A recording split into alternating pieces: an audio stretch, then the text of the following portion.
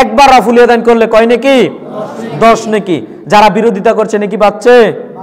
তবে আমরা আবার ওইটাও বলি না যে রাফুল ইয়াদাইন না করলে নামাজ হবে না, ওইটাও বলি না।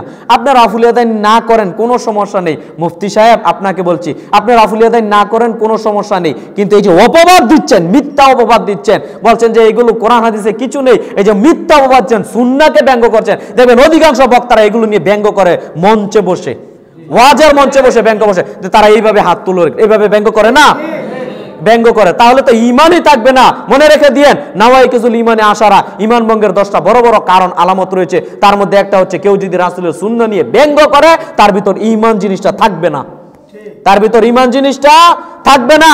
কেউ জোরে আমিন নিয়ে যদি ব্যঙ্গ করে, জোরে আমিন নিয়ে ব্যঙ্গ করে না, আবার দেখবেন বুকের উপর হাত বাঁধে আহলে হাদিসরা এটা নিয়ে ব্যঙ্গ করে না, ব্যঙ্গ করে। যদি ব্যঙ্গ করেন এইসব নিয়ে, রাসূলের সুন্নাহ নিয়ে, তাহলে আপনার ভিতর ঈমান জিনিসটা থাকবে না। আমি বলে গেলাম, আপনি আমল করিয়েন না, এতে আপনার ঈমান যাবে না।